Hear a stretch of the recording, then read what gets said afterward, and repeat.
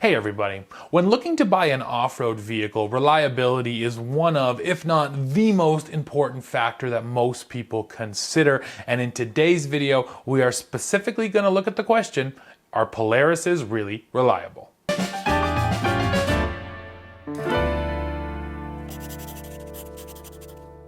We're going to watch a video today submitted for Dude, I Love or Hate My Ride at Home Edition. And before we do, I want to put the challenge out to you off-roaders. So far, you have seen that we've specifically been asking for trucks and SUVs, road-going vehicles. But you know what? We're opening it up now. Please, if you have an ATV or a side-by-side and you want to do a walk-around video and show us your rig, send it to us. I will put a link below. Head down there now, and then Tommy will explain to you specifically how to upload your video, and if we like your side-by-side enough or ATV enough, we'll feature it in a video. We want to hear about things like reliability, what you paid for it, the buying process, because that's going to help other buyers. We want your story to help inform other people what that vehicle is really like. So please submit your videos on your off-road vehicles, and that's actually what we're about to watch. This is a Polaris Ranger owner who's actually in a love-hate relationship with his Ranger. So let's go ahead and watch and see what this is all about.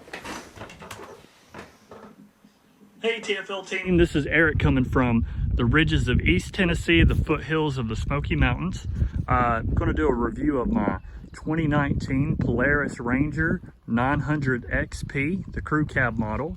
This is the LE trim, which included upgraded wheel and tire package along with upgraded seats. I've owned this unit since October of 2019. Currently has about 12 hours on it, and we primarily use it here on our farm. This is the back section of our farm where we have quite a bit of timber that was recently harvested. So we use this unit to ride up and down all the various trails and do different types of work that we need to be done. So within this unit of accessories that I put on are the windshield. Added some additional lights on the front with a roof and some lights on the back. The unit itself, have a love-hate relationship with it. Previously had a 2017 Polaris Ranger 570 crew cab, non-power steering model. This is the power steering model. And my previous unit, I loved it to death. Just felt like I needed a little bit more power and wanted the power steering. So upgraded for this one. This is the closeout model year for the 900. So I was able to get it for about $13,000, which I felt like was a pretty decent deal on a brand new unit. Unfortunately, I've had quite a few issues out of it so far. Once again, I just have 12 hours on it. But since I've had it, it's gone into limp mode on me a couple of times, to the point to where I had to have the ECU flashed from a tune provided by Gilman Tune out of Minnesota, because my dealership is overwhelmed right now with all the issues with COVID-19 that they're not able to get to my unit probably for a few more months. So if I want to use it, I have to kind of sort it myself.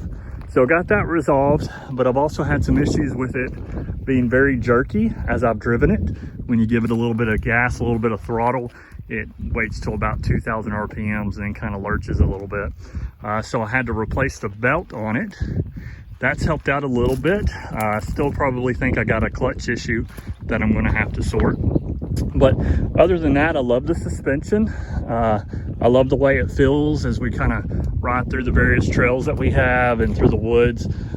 Love the cargo capacity out of the box. Currently have some rocks that we need to fill in a rut.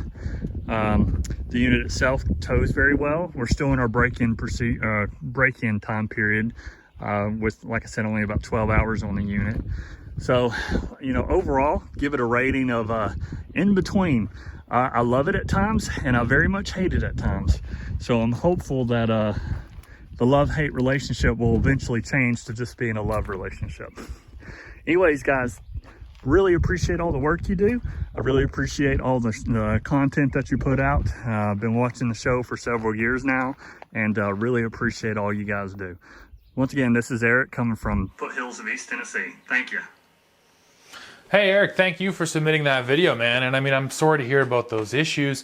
It's really a bummer, especially when you get a brand new machine and then it's going into limp mode on you. That is no good. I'm happy to hear that you like it at least. I mean, I do think those Polaris machines are really well laid out in terms of, you know, like you said, cargo capacity and the interior of it. And you know what, guys, everyone knows this. Anecdote is not data. So of course you can't just say, well, Polarises are unreliable because of this one. But I have heard quite a few stories about Polarises. So that's also why I've put the word out to you. Do you own a Polaris? Send me a video, please. Let me know. Has it been reliable? I've heard both sides of the coin here. Some people who says that, you know, they fall apart. Some people say that they're excellent. And like I said, I want to hear from you. So guys, that's it for this one. Go below, let Eric know what you think of his Ranger. And then if you have a video, submit it. And then of course, while you're down there, hit like, hit subscribe, and come right back here to the channel for the latest news, views, and real world reviews.